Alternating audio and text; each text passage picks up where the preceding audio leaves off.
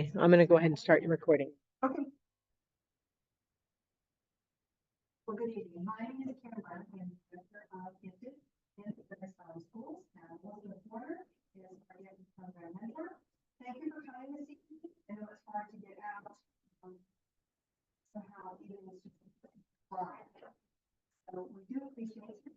If you want to just take some time to share a little bit about the Gifted programming that we offer in our district, so that you can kind of get a feel for what Gifted looks like in the personality. So, the things that we're going to talk about tonight are how do we identify these kids? How do we identify a gifted learner? What are the programs available? And also, what are the resources? What are the things that we have available to support you? How do you tell us gifted? Well, it's that endless stream of questions. It's that fact that there's he's already asked why 100 times, and they are highly inquisitive, want volumes of information. But the tell is never enough. They're full of but why? But why?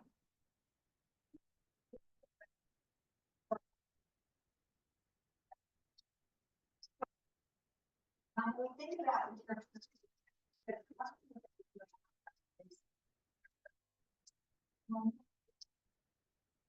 two categories.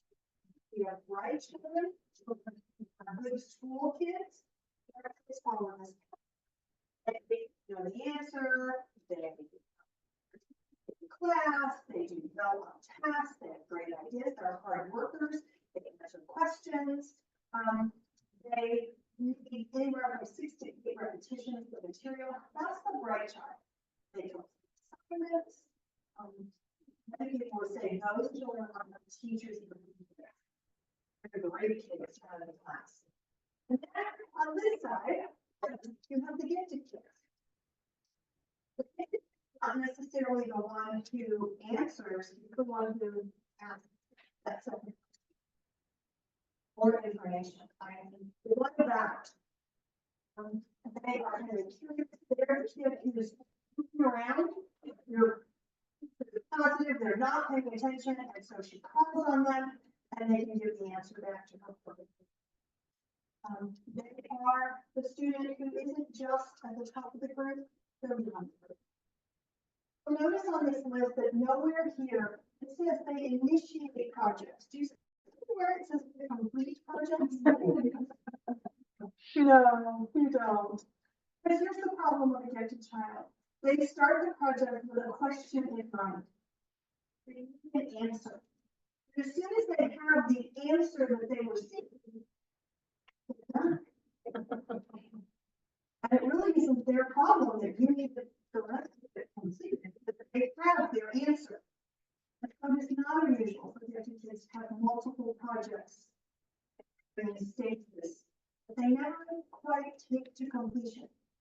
Because why would I have the answer that I see?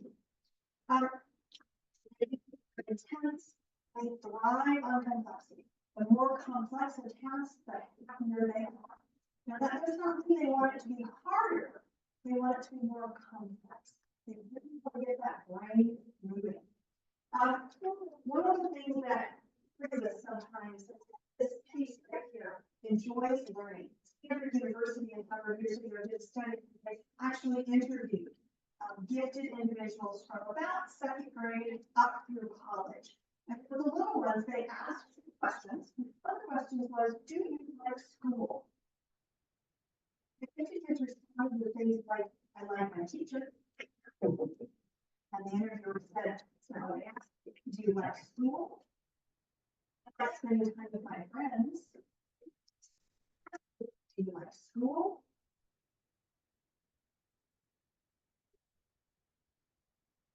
Online came out, try to learn.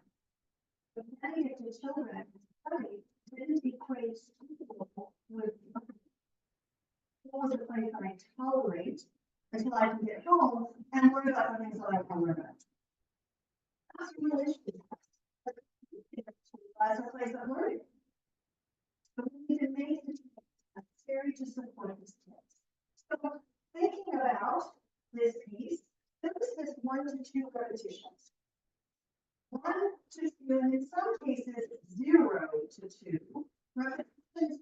I have mastered. The typical learner, not the right child, the typical learner takes 12 to 15 touches the material in a variety of different ways to have mastery. The right child takes 6 to 8.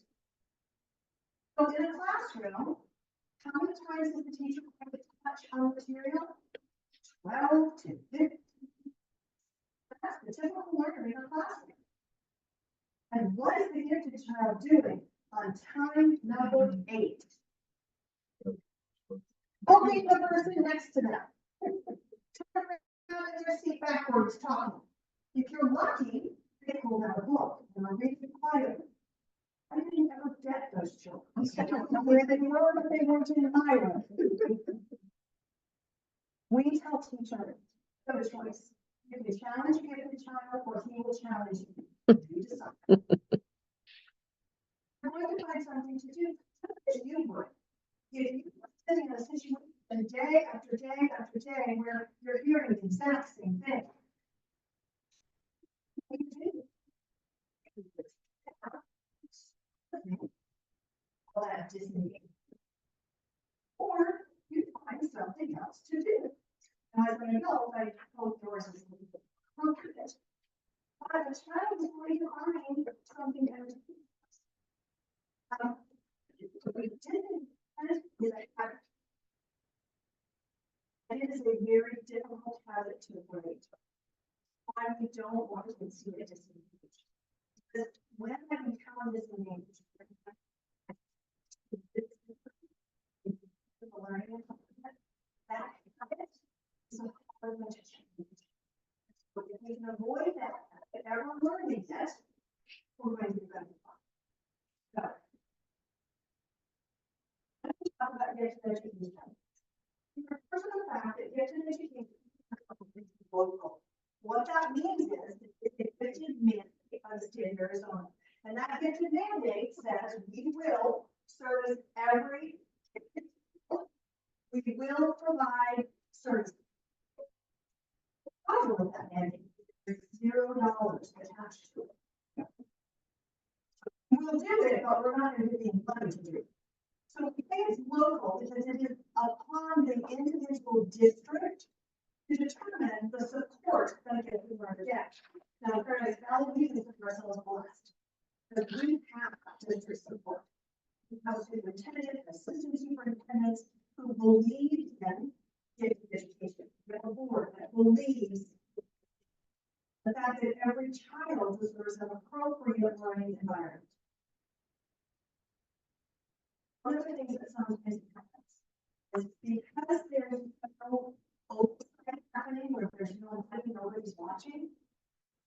Have districts that have great programs on paper, but no program actually in operation. Because it's working. But we are very happy with the ability we have in this district to provide for our gifted learners. So in Paradise Valley, we define gifted learners just as with students of local school age who show have potential to show exceptional levels of performance in one or more of expression. I'm thinking that in Arizona, giftedness is based on ability, not what they've been taught. So we have to use ability testing, we have to use achievement testing to determine if a parent is gifted in this particular instance. Students scoring at the 97th percentile on a verbal, quantitative, or non-verbal battery is approved by the state. So,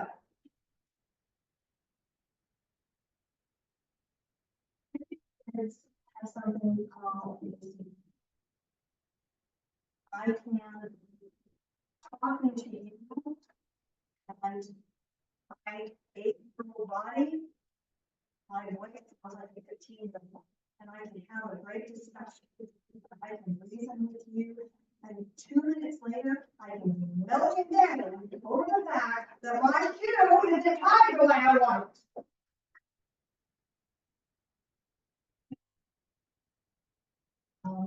I used to laugh because, Dr. Webb used to say it would be so much easier if they could just, if their forehead could light up a little bit, and I could know, okay, you're talking to the 7-year-old right now. No, they're talking to the 16-year-old. No, they're talking to the 2-year-old. It would make my life so much easier. That asynchrony is simply part of who they are. And we recognize that that variation comes from that change in IQ level. Intellectually, you're right, I'm here. But developmentally, and from a social emotional perspective, I might be. That's everything I do. That's the way I see things. That's the way I react to things. Well, the hardest things to remember and to understand is, to look at that child that we just had and get frustrated because you're acting like a 4-year-old.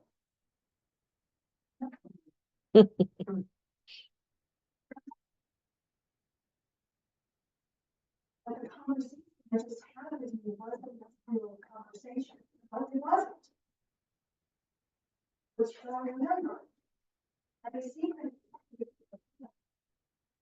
it's one of the reasons that we do not grade scale our children.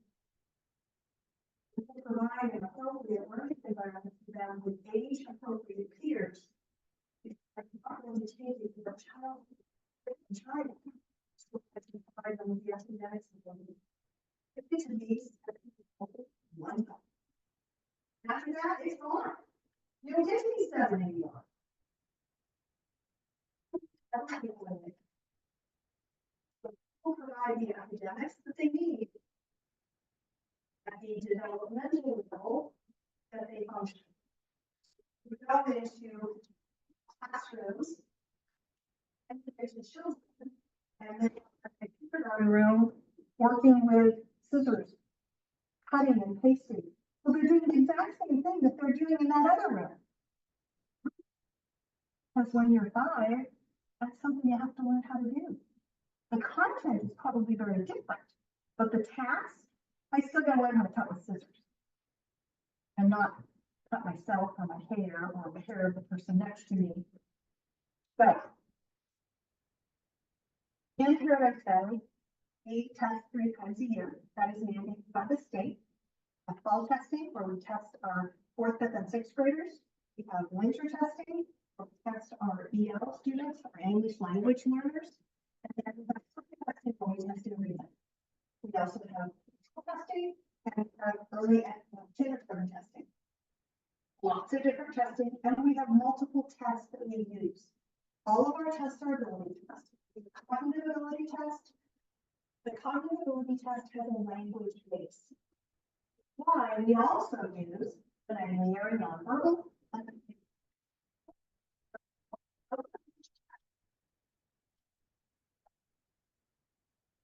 Our goal is to commit children throughout our district. We have a wide range of schools. We have schools where we have highly English neighborhoods. We have schools where we don't have highly English. For all children, have the opportunity to identify if the different. So, this is a normal, what we call a normal bell curve. And the majority of the population falls right here. Nobody questions when a child falls 2 standards below the norm. When I have a child here at that 70 IQ, no one questions that that child needs a specialized environment. Absolutely they do. But for some reason, when we start talking about this child above the norm, start to say, well, but he'll be fine. He'll be fine. There's no statistical research support. He won't be fine without just as this child specialized instruction, so is this child. I took the deviations away from the norm classroom. I did something different. That's why we said, a gifted child doesn't mean more, child means different.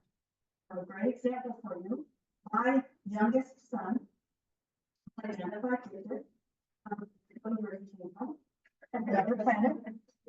And if he'd have been born first, we'd be the only child. We went to kindergarten, we were 2 weeks in kindergarten.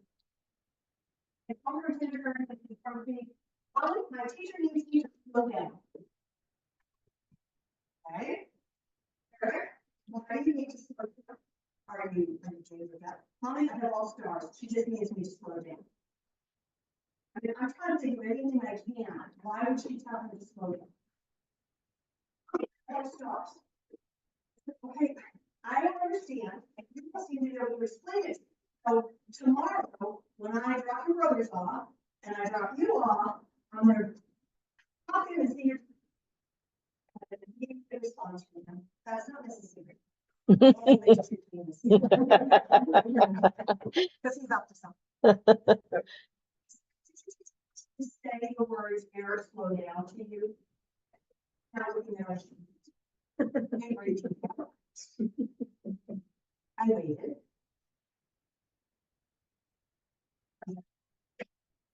But did she? Or did she say anything? So where did you come up with the idea that you need to slow down? Well, I see this works. And we have voice circle, and then we did a packet for morning work. And then the teacher calls kids and does stuff, and we got the kids that we work on. Okay. I'm done with it.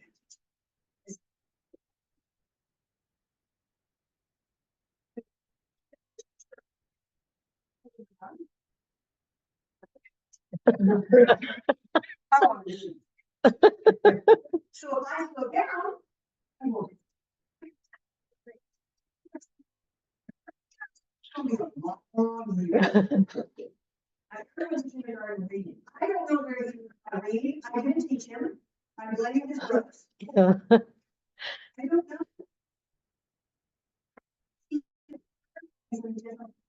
Different multiplication. I was trying to get his third grade brother to learn his multiplication. We're practicing in the car. And the he's multiplication. Very blessed. And I think a teacher who looked at me and said, "Oh, okay." Something. Came up with something called the legal law, and the class was working on the letter B. He had a dictionary, and he was searching for B words, and he listed his B words, and then he wrote a story with his B words, and then he illustrated the story.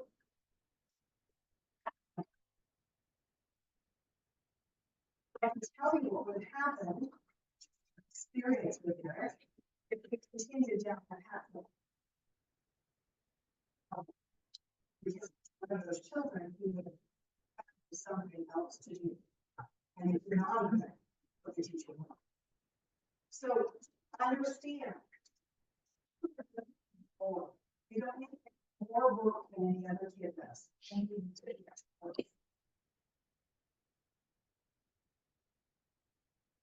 So, educators are smart when they learn their own. They won't.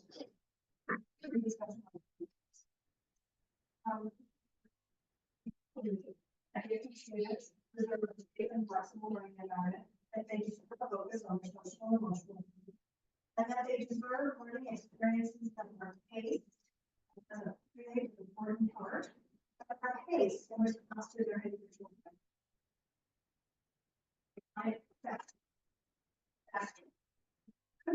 I wanted in how many repetitions?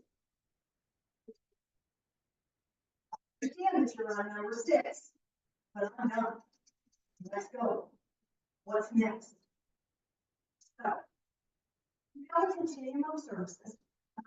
Start in preschool. We actually have 2 preschools right now where we have gifted learners. There, we have a cluster room at every site of the district. A cluster classroom has all of the gifted learners at grade level in that classroom, and then the rest of the class are computers. Well, why would you put them all together? Very simple. A 50 child can fit.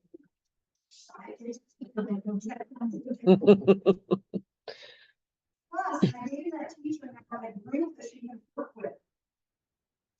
And those cluster classrooms, we are looking to every child, not just the gifted kids, but the high achievers.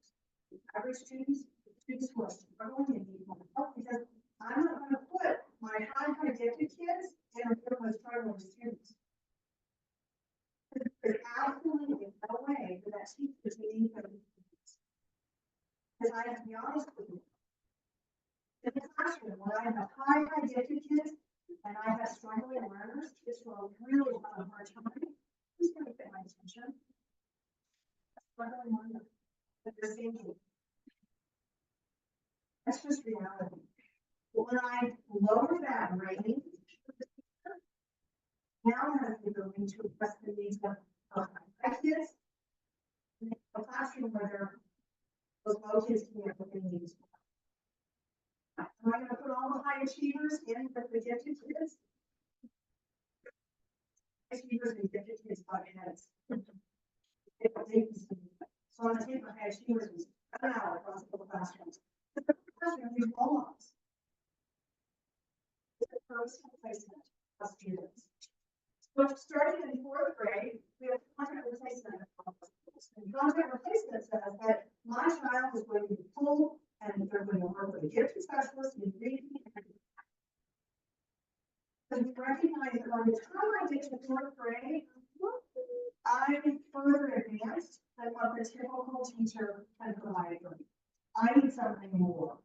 I'm a year to a year and a half about grade level. I need to go further. Yeah. We also have a comprehensive gifted program. Some people refer to it as self-contained. Here we call it comprehensive. It's at 6 different sites. It's a by-application program.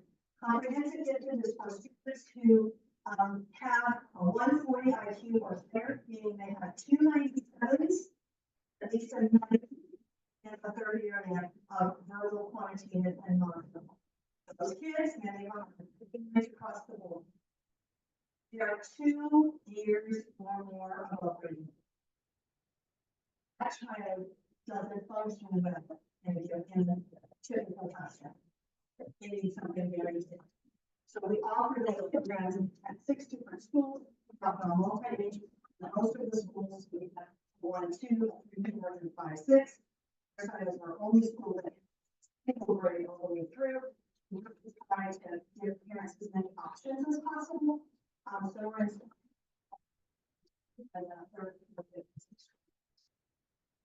this I may have a child with I'll make sure that this is a good environment. It's middle school. We have 2 semi-self-contained programs, that's Quest, and we have questions. Out of 5th or 6th grader who might be interested in learning more about those programs. We also offer the Honors Academy at the Child Middle School. Then we move into high school. Yes, that's a program that allows advanced people starting as early as their activity. This program requires a gifted identification. School in a school at Peter Crest students. Pre tracks to the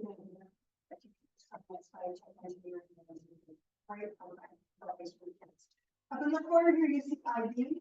If you do have ID within the district, I did not a gifted program, but I do have many entities that ID they like. So lots of options for gifted learners. because one size does not fit all.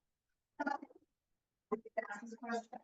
So, all testing for grades 4, 5, and 6 closes the 23rd for fall testing. Register online. Winter testing. Typically, we have teachers who put kids in for winter testing, tested, and then after spring testing, we'll open up. We're doing universal testing. Every second grader, look at. That happened in December, and then the 4th and 5th graders will be tested on the ending and the one sites. One of the things that we recognize is we have a hard time finding kids at our Title I sites. Over there, but finding this around my challenge, and so we're going to do some universal testing at those sites. Rolling. No rolling deadline anymore for care permission forms. Every school has. So those windows will close for all schools. Testing schedules come out. It's scheduled. Your site will be able to tell me what week. Hopefully, that makes families make any claims. Encourage families to not schedule appointments, not schedule things. So we're going to be out of town. We support so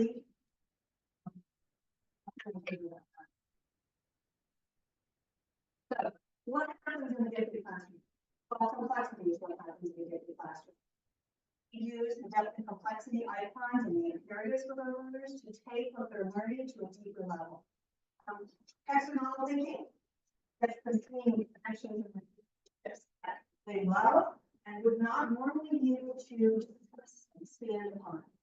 Expanding on complexity allows the teacher to see the complexity of the task. So they might that appears to be very similar to what their classmates are doing. Complexity of that. Great example happens in the 2nd grade classroom. The teacher has that. But then think about polar animals. And one group of students that should be to the polar animals are listed, the elements of habitat are across the top, and the kids are filling in the pieces. Another group of students that have the same chart too, but they don't have a pieces. One animals they want to look at and think about the components. And then she had another group of students that she had a blank piece of paper. She's okay. 5 animals.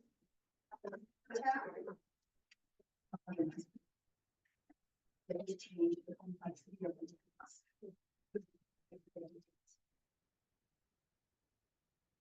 Questioning strategies. That fabulous page of our gifted specialists on just that topic. How do I ask the question that gets them thinking? I get them.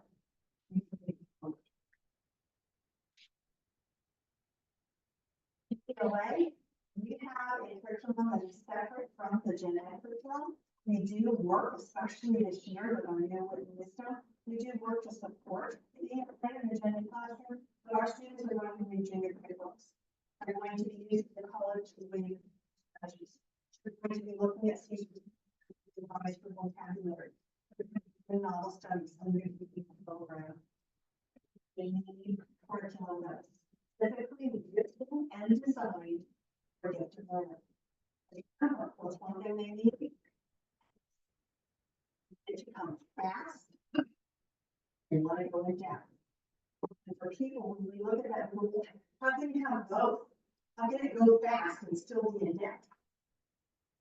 That's why these curriculums are so important. Because they allow them an opportunity to go fast but still go deep. When we talk about the vocabulary that the students learn in Caesar's English and Liberty Lost, they walk away with last understanding and break down words. One of the things that we work with kids is context clues. Context clues, if you know all the words. And if you're giving a learner a grade level text, the 50 learner knows all the words. They're not going to learn context clues, but they need them. which means I need to change the level. Here's the problem. I have fourth graders who are reading for college level. I don't want them reading the material. It is not appropriate. I don't want my second graders to read at an eighth grade level. I don't want them reading eighth grade. It is appropriate. Developmentally, they're not there. Can they read the words? Absolutely. They don't want them to. They don't need to be exposed to that. Which is why by using these materials, we can keep the complexity of it. Still keep it developmentally appropriate. So I can give that second grader a very high complexity, the opportunity to read book materials, without having to worry that, oh, that content is not.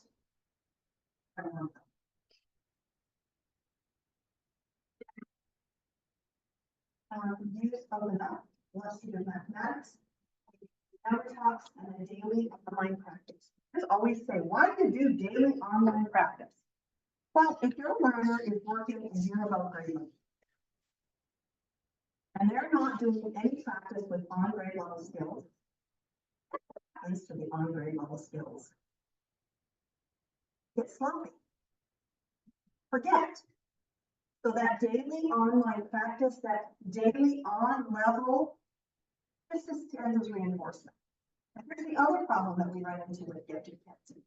They make beautiful, wonderful, intuitive jumps. And they go from here to here. And in the process, we think, well, they must have all these skills. Look, they're here. But they don't sometimes. I'm going to give you an example. I had a group of second graders who reached out to me. I have a group of these. They don't have your one vision. We don't teach one vision in second grade. What do I do? I'm like, okay. Room, I had my whiteboard, sat down on the floor, I got kids in front of me, I wanted to vision problem out. He said, what do you do? Whole faces. Now, these kids know me, they're not afraid of me. What should you do first? Finally, one of them said, Mrs. Brown, where are the choices? I said, what do you mean? Because you don't like the A, B. I said, honey, we can solve a problem without choices. So I put up A, and I wrote choices. And I had no more gotten all my choices up. It's all hands, rubbing the air. Okay. C. How do you know it's C? Look, this is what you do. Okay. So you look at the choices, and you take this number, the first number in the choice. You multiply it by this number over here, and you get this number. But if you don't put this number, that's not the choice. So then you go to choice B, and you take this number, and you multiply it by this number, and if you're close, but not quite, and there's a R with an extra number, that's for the extras.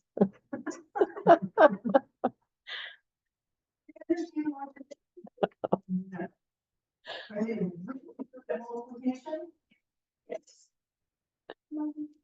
That's how that was the assessment, had choices. They made beautiful, intuitive jumps. So they missed all the squares. And that's why we have to, because I have to catch those skills, because I don't want them to get way over here. And then we suddenly realize, oh my gosh, what can we do for this piece, for this piece? We're on what we call skill centers, which is the question I'm making. Where we practice application of the skill that we're doing. So lots of center work, and then we use content. Okay. So lots of kids just viral as opposed to using circle. The preferred practice drive children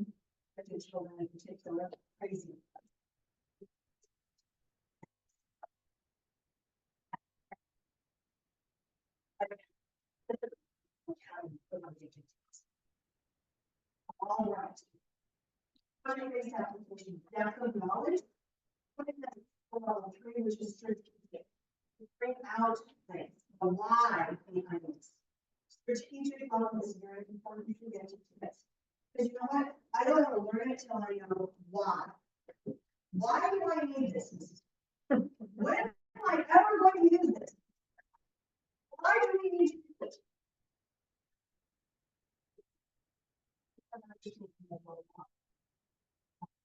An example of a strategic problem is we were working on fractions and working on mixed numbers.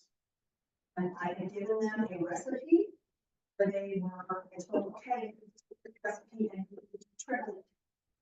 I would need to make 5 times the recipe. So they were multiplying those fractions, bigger and bigger. Then I gave them a bakery recipe for chocolate chip cookies. Guys, this recipe makes bread. You've got to cut this down. I want you to divide this recipe.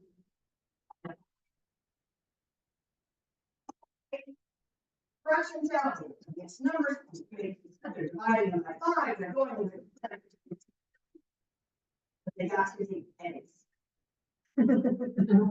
Because everything. Mrs. Brown? Yes.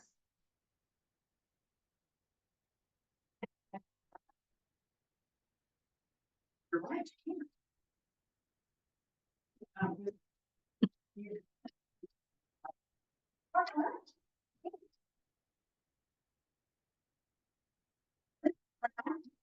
You've already told me that. I agree with you. You can't divide 20.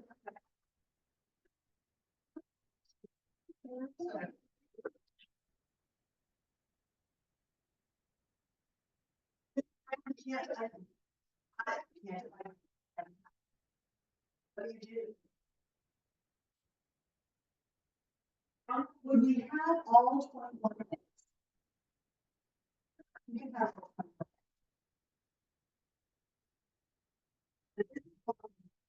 We are going to take 21 eggs and break them into a bowl. We are going to stir them up. And then we're going to pour them into a large measuring cup. So how much 21 eggs equals in terms of cups. Okay. And divide that by cup.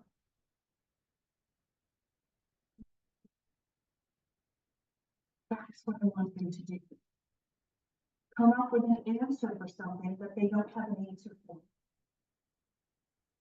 In science and social studies, work on grade level, but we add that complexity element into what they're doing. To go deep.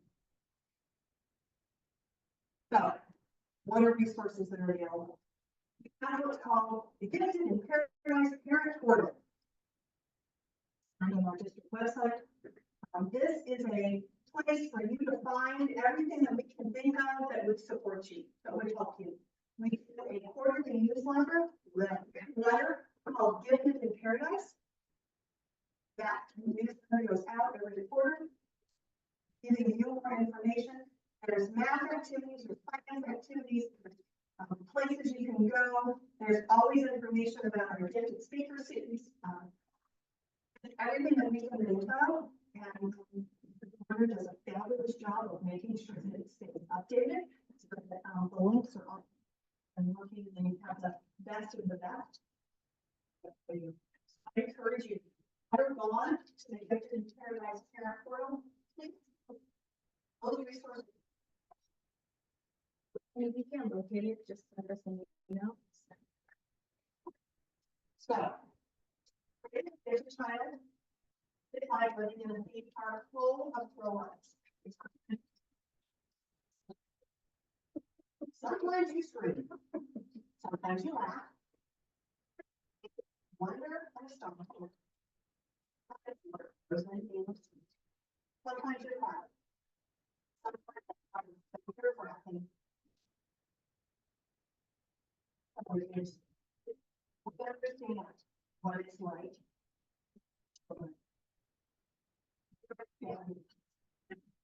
every. But we also know that it's fabulous. And oh my gosh. I'm going to eat. Now we have to reach the fortune and we can. But about 15 minutes. If you have any questions, I'm happy to answer them for you. I will not, however, be able to answer questions specific to your child because verbal law prevents that. I will gladly answer your question. And if you have a specific question, I would ask that you call my office. I'm happy to schedule a time when we can. I do want to support you. How do you decide once your kids are done, like our honors and comprehensive gifted program, how do you decide for middle school and then high school what program is best for them? So. What I do. Because what I find happens is the kids go, that one. Like, why?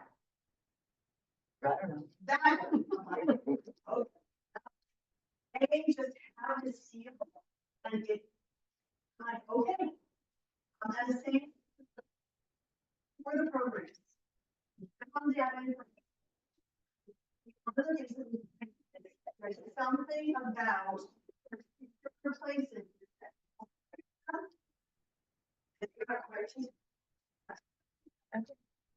Rarely do I have. I know. So, that's my suggestion, go to the programs. What's the difference between IB versus gifted programs? So IB is an international baccalaureate program. It is not designed as a gifted program, so it's not a pace as in depth. It's really focused on creating world citizens. It's a great program. However, I do find that many, especially highly gifted kids, like a child in the comprehensive program, sometimes struggle with pace. It may not move fast enough for them to feel like they're getting what they want. They want to jump here, and the program says, no, you got to do this and this and this. Okay, no, I want to go here. Okay. But we have a lot of gifted kids in that program, and they do great. It kind of depends on the kids. Any other questions that I can answer for you? Yes, ma'am. I was just going to say, if you're interested in seeing this video, we've recorded it. It will be on the YouTube channel that is you can do at PVUPC, and you will find not only this, but oh my gosh, lots and lots. We've recorded Karen for years. So there's a lot of psychologists that we've had amazing presentations that the gifted program has provided. And worked with United Parent Council to provide to you, especially if you're new to having a child that's been identified and gifted. There's some incredible doctors that have talked on, what does that mean, as well as Karen doing her, they've just been identified. What now? Now what do I do? So.